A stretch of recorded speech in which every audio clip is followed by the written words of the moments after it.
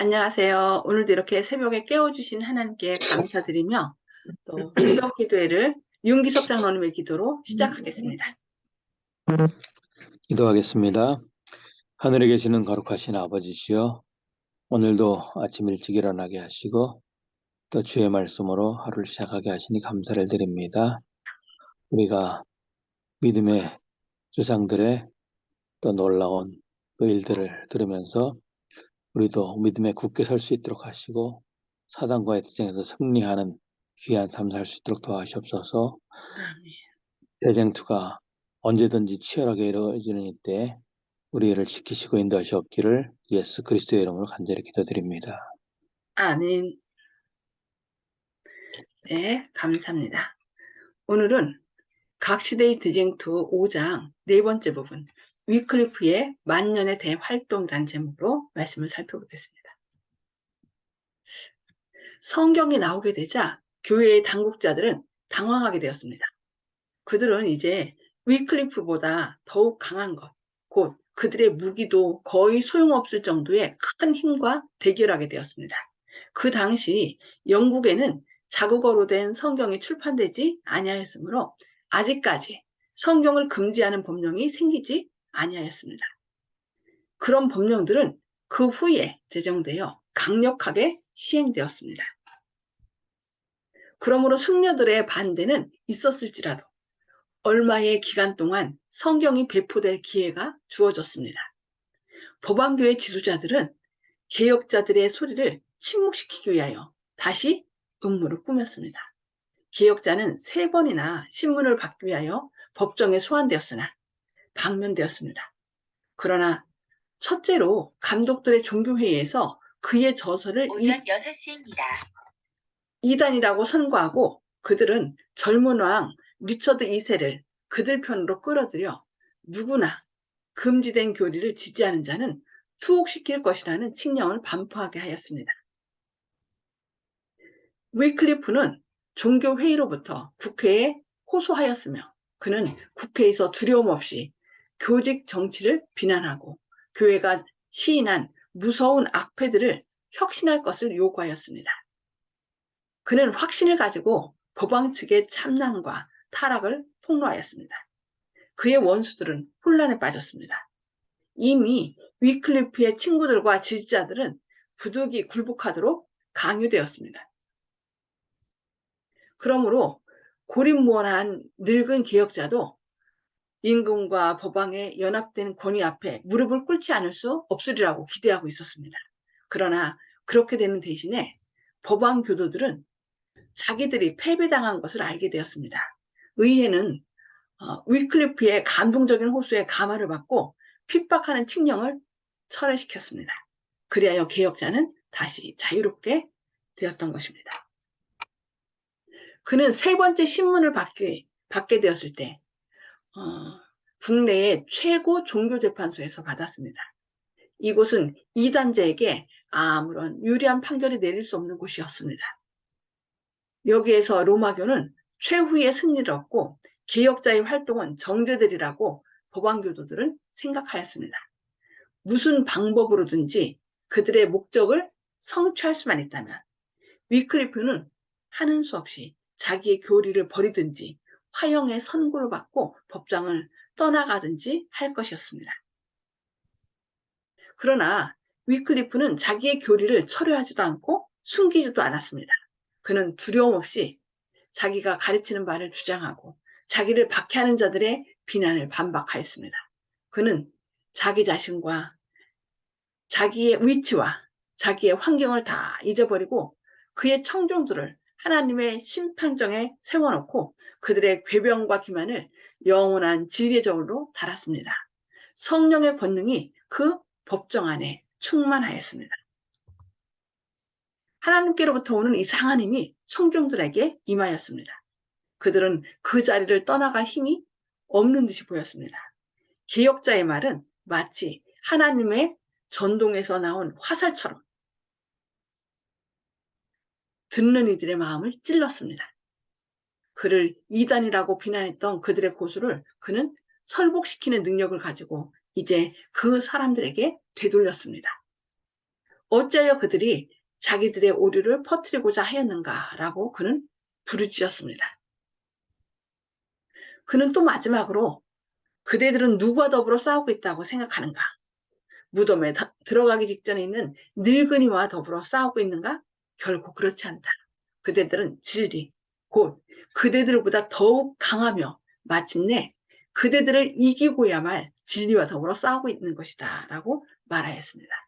그렇게 말한 다음에는 법정을 나왔는데 그의 원수들 중에서 한 사람도 그를 막는 자가 없었습니다. 이를 얻기 위하여 하나님의 은혜를 상품화하고자 하는가? 법왕에 대한 최후의 경고입니다. 위클리프의 사업은 거의 마쳐졌습니다. 오랫동안 쥐고 있던 진리의 깃발은 곧 그의 손에서 떠날 것이었습니다. 그러나 그는 다시 한번 복음을 위하여 증거할 것이었습니다. 그 진리는 바로 오류의 왕국의 본거지에서 선포되어야 할 것이었습니다. 위클리프는 신문을 받기 위하여 너무도 자주 성도들의 피를 앗아간 로마 법왕의 재판정에 호출되었습니다. 그는 자기를 위협하고 있는 위험을 알고 있었지만 그 소환에 응하고자 하였습니다. 그러나 마침 그때 그는 중풍으로 여행을 할 수 없었습니다. 그리하여 그는 육성으로는 로마에서 말할 수 없을지라도 편지로는 말할 수 있었으므로 그는 결국 그렇게 하기로 결심하였습니다. 그는 자기의 목사관에서 법왕에게 보낼 편지를 썼습니다. 그 편지에는 예의 바른 언사와 그리스도인적 정신이 나타나 있었으나 법왕청의 허식과 교만을 날카롭게 견책하는 내용을 담고 있었습니다. 나는 내가 가지고 있는 신앙을 모든 사람, 특히 로마, 주교, 법왕에게 공개하여 주장할 수 있는 것을 매우 기쁘게 생각한다. 나는 이 신앙이 건전하고 참된 줄로 믿기 때문에 그는 가장 즐거운 마음으로 내가 주장하는 신앙에 동의할 줄로 믿으며 만일 그 신앙이 잘못된 것이라면 역시 교정하여 줄 줄로 믿는다. 나는 첫째로 그리스도의 복음은 하나님의 율법의 전부라고 믿는다. 로마 감독이 지상에 있는 그리스도의 대리자라면 그는 다른 어떤 사람보다 복음의 율법에 결속되어 있어야 한다고 나는 믿는다. 그리스도의 제자들 가운데서 위대하다고 하는 것은 어떤 세속적 위험이나 명예에 있지 아니하고 그리스도의 생애와 그분의 태도에 가깝게 또한 정확하게 따라가고 있는 점에서 그러하였다. 그리스도께서 세상에 계셨을 당시의 생애는 가장 빈곤하고 모든 세속적 권력과 명예에서 떠난 생애였다. 어떤 신실한 사람도 법왕이나 어떤 성인을 따라갈 때 그들이 바로 주 예수 그리스도를 따라간 그 점에 있어서만 그를 따라야 할 것이다. 왜냐하면 베드로와 세베대의 아들들은 그리스도의 발자취를 따라가는 대신에 세속적 명예를 사모함으로 죄를 범하였기 때문이다.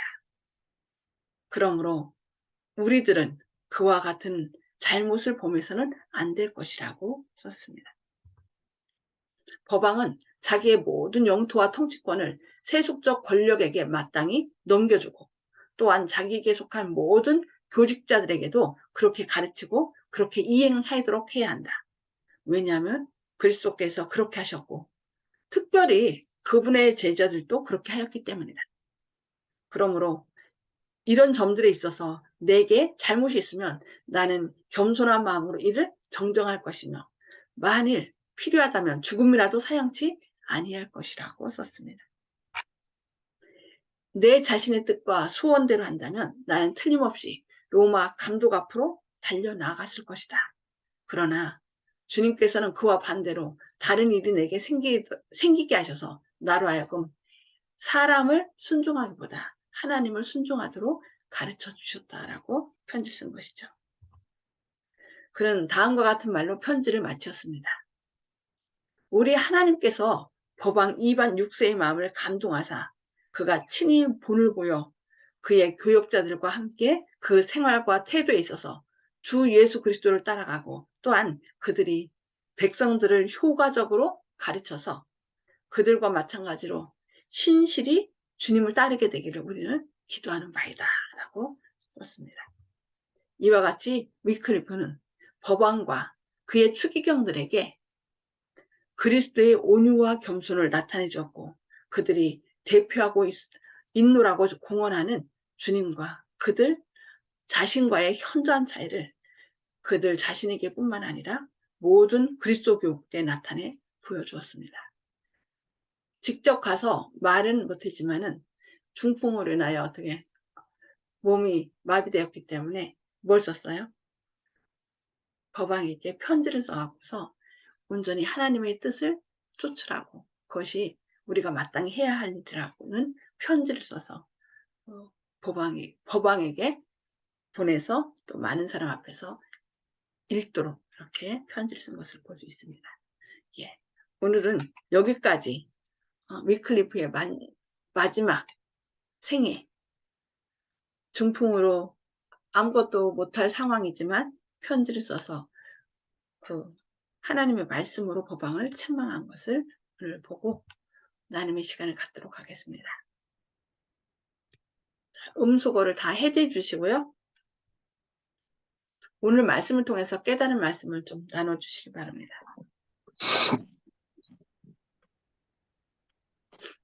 허장로님 먼저 말씀 나눠주실까요? 예, 우리 이제 개혁의 새벽별 위클립의 그 정신이 그리스도를 따라서 온유 겸손하게 살았는데 감동을 받았습니다. 끝까지. 아멘. 우리도 이 위클리프는 60세 좀 넘어서 살았나 봐요. 그러니까 우리는 60, 70. 예. 하여튼 우리도 이 위클리프처럼 마지막을 잘 하나님께 충성하는 사람들이 될 것 같습니다. 네, 감사합니다. 송수국 집사님. 네. 위클리프가 말씀하신 그리스도의 복음은 하나님의 율법의 전부라고 하신 데 대해서 네, 많은 느낌을 받았습니다. 예. 율법은 그죠. 하나님 복음의 전부다. 결국 하나님의 율법은 결국 하나님의 품성을 나타내잖아요. 그래서 하나님을 사랑하고 이웃을 내 몸같이 사랑하도록 그렇게 우리에게 말씀하고 있죠. 네, 감사합니다. 네, 조영식 집사님. 예,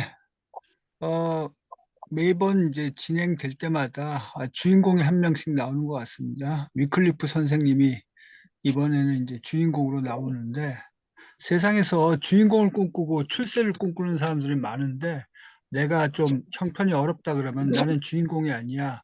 세상에서 나는 뒤떨어졌어. 이러면서 낙담하는 경우가 있는데 위클리프 선생님이 지금 이 내용을 전기를 보니까 이게 하나님께서 빛을 비춰주셔가지고 그분께서 순종해서 살아온 것을 이 책으로 나왔다는 것은 주님께서 그분을 주인공으로 오늘 저희들에게 알려주신 것이거든요.